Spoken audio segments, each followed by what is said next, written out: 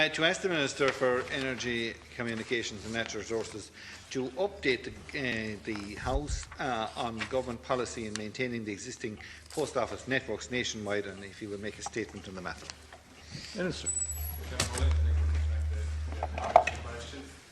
post office network plays an important role in serving the needs of business and domestic customers alike. However, the postal sector is undergoing systematic change, with migration towards electronic communications resulting in significant core mail volume decline year on year. It remains government policy that An Post remains a strong and viable company. In recognition of the changing commercial environment, the Minister established the Post Office Network Business Development Group, of which I am a member, earlier this year. The group's remit is to examine the potential from existing and new government and commercial business that could be transacted through the post office network. We presented our initial report to the Minister in May 2015 and outlined in summary that the future of the post office network would be best secured by seeking out opportunities in the following areas, namely financial services, including basic banking for the unbanked, government services, social capital and enterprise, and white labelling of financial and other products. In order to gain further insight into these areas, a public consultation exercise was held from the 16th of June to the 28th of July, and interested parties were invited to submit their views on the initial report. A total of 16 responses were received, and a summary of these responses, together with the initial report, are published on the Department's website. It is clear from the responses that were received that there is a strong public desire to maintain the nationwide network of post offices. While An Post remains a trusted brand with 1,132 active company and contractor-operated post offices and 125 postal agencies, it needs to further diversify into areas such as financial services and to continue to develop attractive products and services that customers both want and need. The consultation responses will assist the group in identifying opportunities that can benefit the post office network and will inform the final report of the group, which I expect to be submitted to the Minister later in the autumn. Deputy Moynihan. Thank you, Minister, for the reply. I suppose, the post office network and the maintenance of the post office network has been a debate or a discussion in this chamber for 20 years or more at this stage. Now, I will be bringing forward a piece of legislation, hopefully will be taken in this Dáil session, that will change the Memorandum of Understanding of An Post to make sure that there is a universal obligation in An Post to maintain the business network as it currently is. Because anything else, I believe, is only paying lip service to the post office network. And I've always said that unless that we have enshrined in legislation that the post office network have to be maintained, the retail outlets that we have in the communities across the country will continue to dwindle. Because we've seen, and with the Department of Social Welfare, what they have done over the last while, and indeed in a debate that we had here in early spring of this year, we were informed by the Junior Minister in that department that the letters had been withdrawn from social welfare, but all the new social welfare forms are encouraging people to use banks rather than the post offices. Thank you, Deputy. And the point I would like to ask the Minister is, whatever rhetoric or whatever goodwill is there in terms of the post office network, if the government continues to put out the preference for banks rather than using the post office network, sure, we are at nothing. Thank you. Minister. Okay, yeah, I mean, look, we had the debate in the House regarding the letters going out, and I think we were in unison in ensuring that the option of the banks was difficult, and it was a difficulty in this House, and it was expressed on both sides of the House. And the social welfare contract is kernel. It's critical to the post offices as we're at the moment. And I think we have to look at the broad spectrum. We have to look at other services. Services that are available in other departments within counties, and even the consultation process, and you'll see all the submissions on the department website.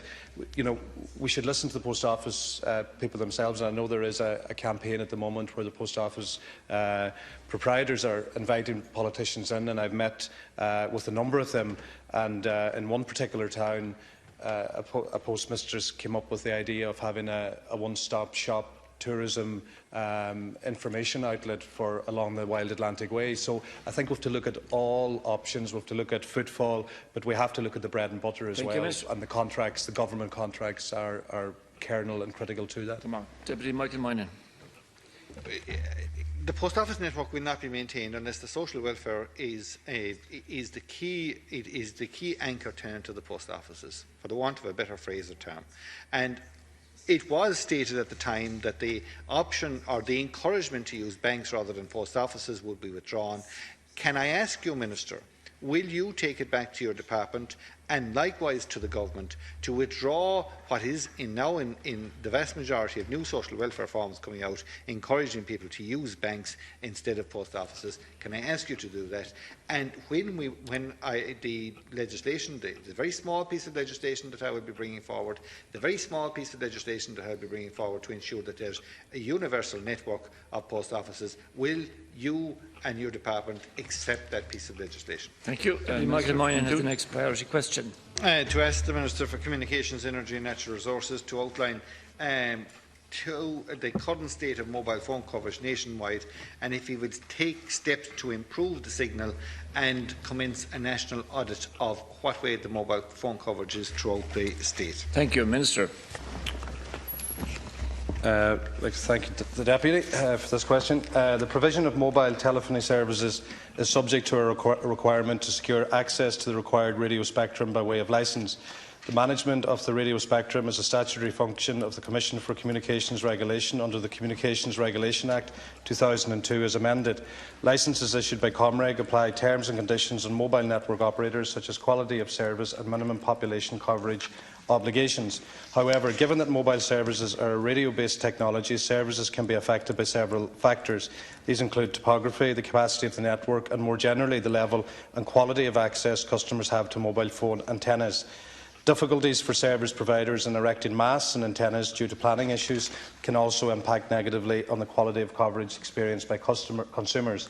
In terms of improving the quality and coverage of mobile services in all areas throughout the country, there are various initiatives underway to achieve this aim.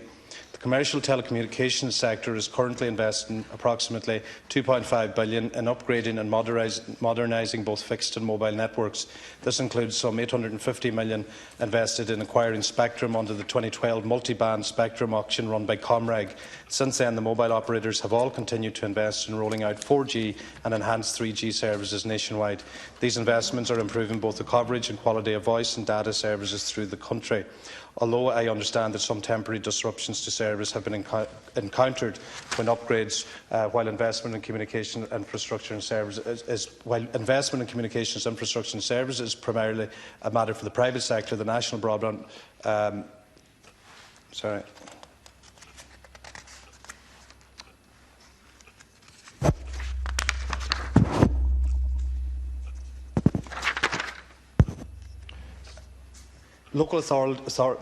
Mobile service nationwide. Local authorities also have an important role to play in terms of facilitating the siting of necessary infrastructure such as masts and antennae, etc.